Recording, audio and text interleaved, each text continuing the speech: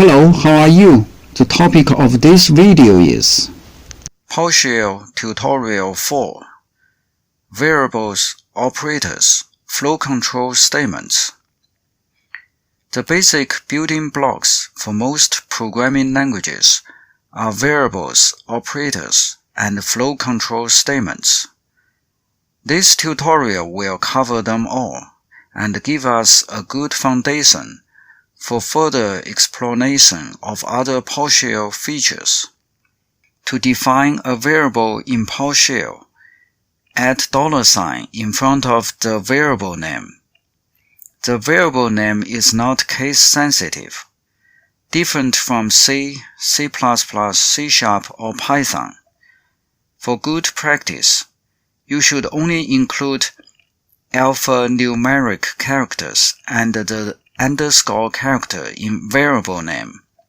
But in PowerShell, if you really want to include spaces or special characters in variable name, you can actually do it by enclosing the variable name in braces. To assign an array to a variable, you can use @sign and round brackets. To assign a hash table or dictionary to a variable, use @sign followed by curly brackets. Let's put what we have learned about variables into action. First, define a variable val in lower cases. Assign 10 as its value.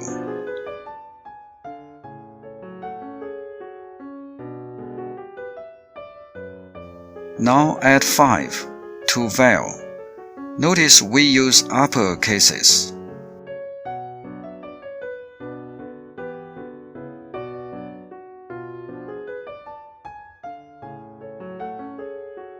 The result is 15 as expected. It also proves the variable name is case insensitive.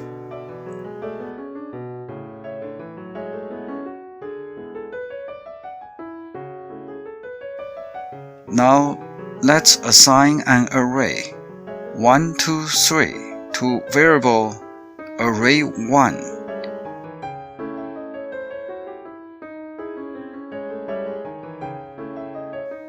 Display array1.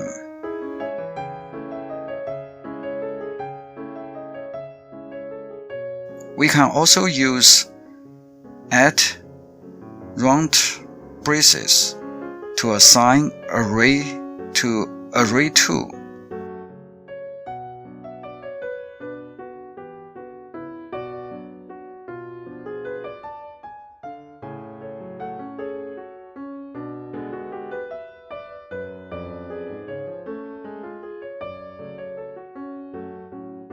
We get the same result.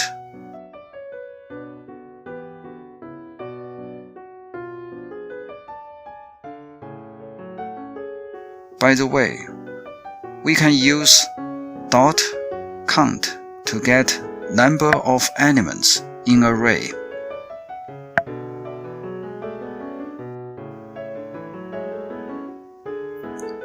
How about hash table? We will use curly brackets like this. Hash equals curly bracket.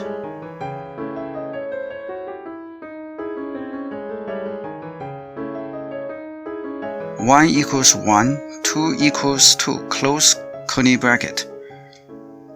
Display this hash table, hash. To get back the first key value pair, use hash.1.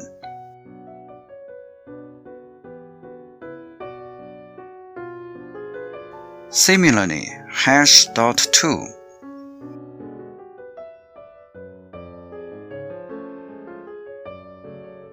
The number of pairs can be obtained with hash.count.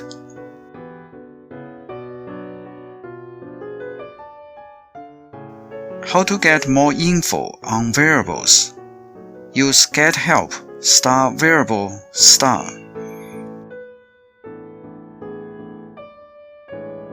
Then copy the exact name. Get help about variables.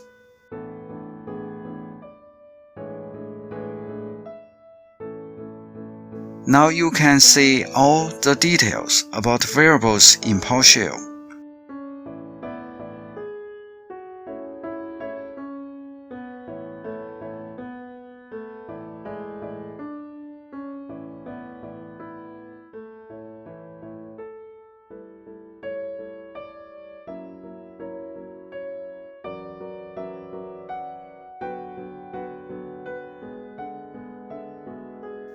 The next topic is operators. In PowerShell, the arithmetic operators, assignment operators are similar to those used in C, C++, and C#, but comparison operators are quite different. For equal, use -eq. For not equal, use -ne. -lt means less than. -gt means greater than. There are other kinds of operators. For more details, refer to the help system. We will take a look at them in the following demo. One thing worth mentioning here is the difference between putting comparison objects inside single or double quotes. When a string is put inside double quotes, any variable inside the string will be expanded. On the other hand, if the string is put inside single quotes, any variable inside the string is treated as literals. We will review the difference in the demo. In this demo, we will first look at the comparison operators. What do you think the result of 1 equals 2? It should be false. Let's verify it.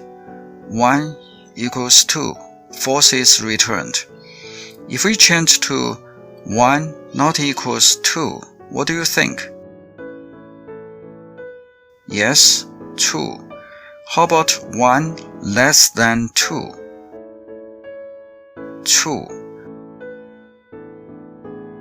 1 greater than 2. False.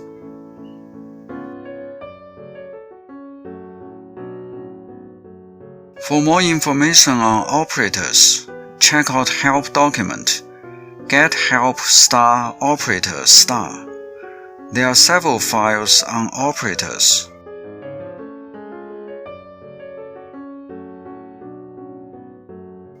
Let's take a look about operator.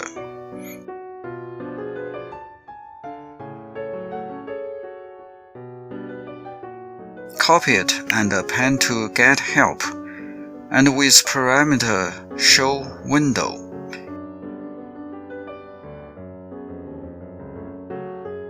We see these sections.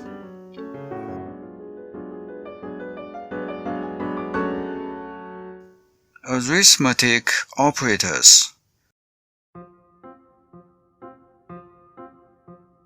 assignment operators, comparison operators, logical operators, redirection operators, split and join operators, type operators, unary operators, special operators. There are plenty of special operators to keep you busy when you have some spare time to read through.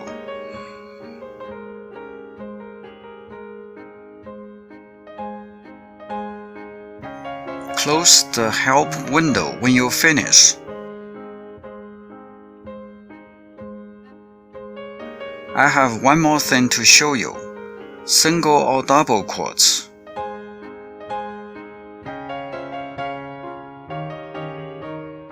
Let's assign variable a equals word.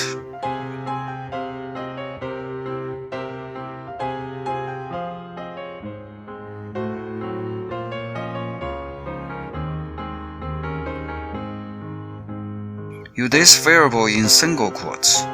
Hello A, what do we get? A is treated as literals, no interpretation or expansion of variable A here.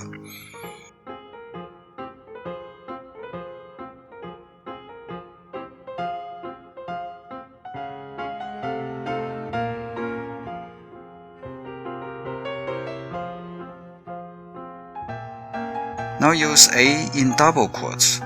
Hello A. See, we get hello world instead of hello A as in single quotes case. Keep this in mind when you compare string with single or double quotes. The last topic I want to cover is flow control statements. I include condition and looping under flow control statements. Other documents separate them as different topics. I prefer remembering them as different aspects to control the program flow. Most of the time, they are used together to control loops based on conditions. Condition statements are similar to other programming languages. If, else. You can get more details with about if help file. Looping statements have two major flavors. For each are basically used for a specific number of array or objects. While, do until are used to iterate as long as condition is true or until it is met. You can find out all the details with several help files, like about for each, about while, about do. Let's see how to use condition statement. For complex statement, we are better off using script pen in ISE. Go to Menu, View, select Show Script Pen, or use shortcut Ctrl-R. I will use this shortcut to toggle between console and script pen.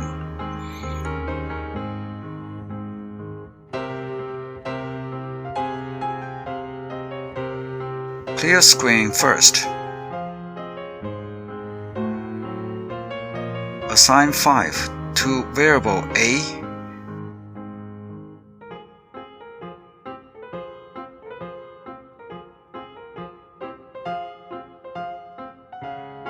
Write if statement with condition less than 10.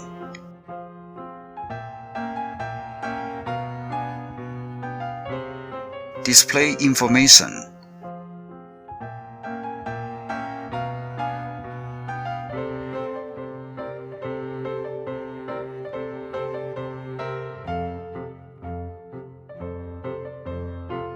Run with F5. It works. The message is less than 10. Switch back to script pen.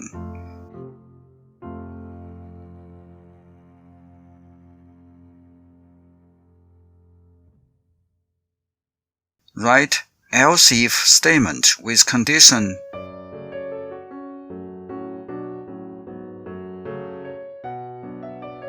less than 20.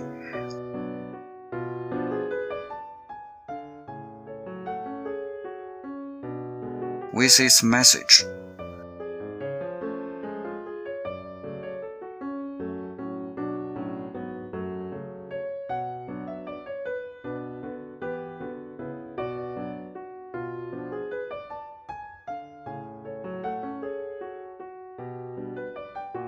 Finally, handle other conditions in else statement.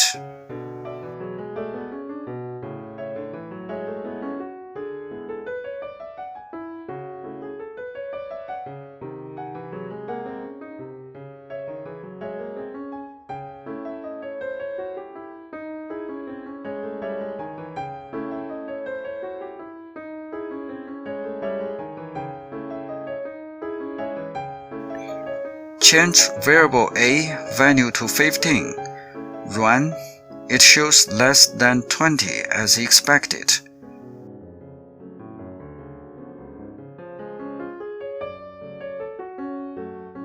Change variable value to 25. Run. Now it shows greater than or equal to 20.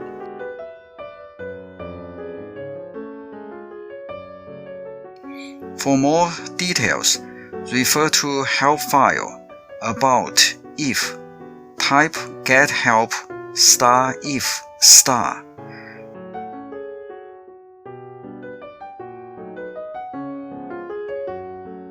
The whole command is get help about if.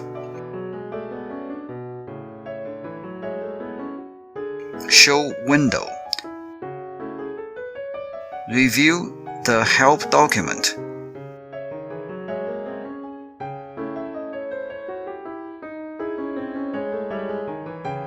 Close help file.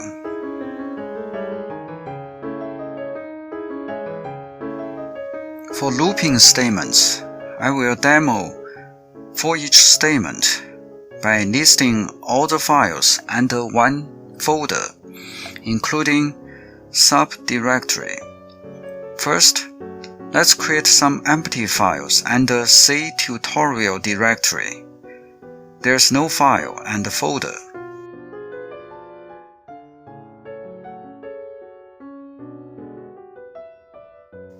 Use new item to generate 3 empty files.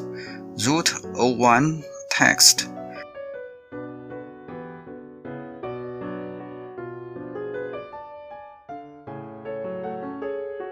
Root 02 text. Root 03 text.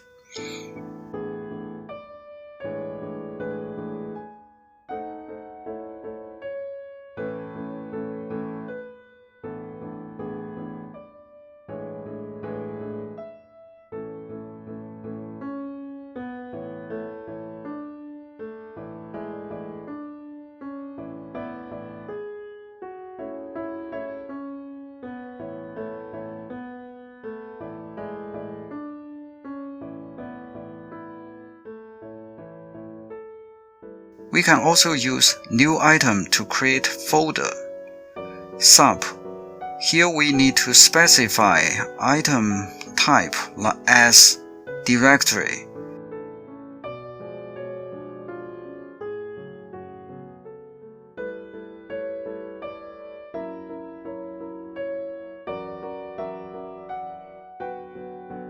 In this new folder, create 3 files. Child 01 text, Child 02 text, Child 03 text. Now, let's write PowerShell script to display all of them, using for each statement. Go to Script pane. Clear screen with CLS.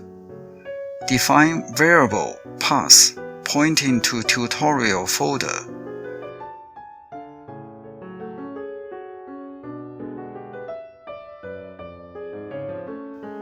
Write for each block to recursively loop through all the files.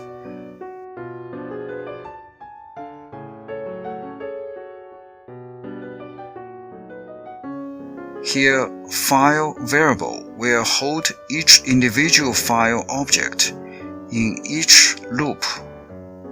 ls is alias for get item. Parameter recurse means recursive. Makes sure to go through every subfolder.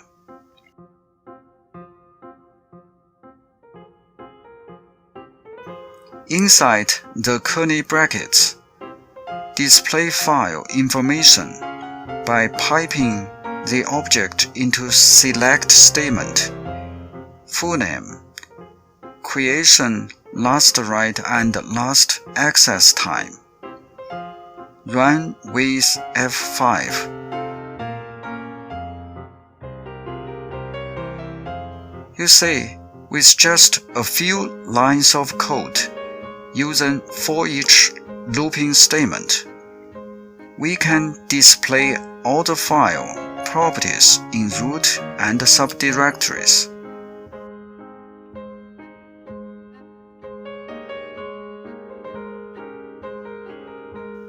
If you wonder how we know which properties are available, here is the answer. Pipe variable file to get member commandlet. Here are the properties we are interested in. Full name, creation time, last write time, and last access time. Here are some highlights of what we have learned in this tutorial. Define variable with $sign. Comparison operators are different from other languages like C, C++, or C#. Flow control statements include two categories: condition with if, looping with for each, while, do while. In the next tutorial, we will use what we have learned to create a useful PowerShell script like touch utility in Linux system. Thanks for watching.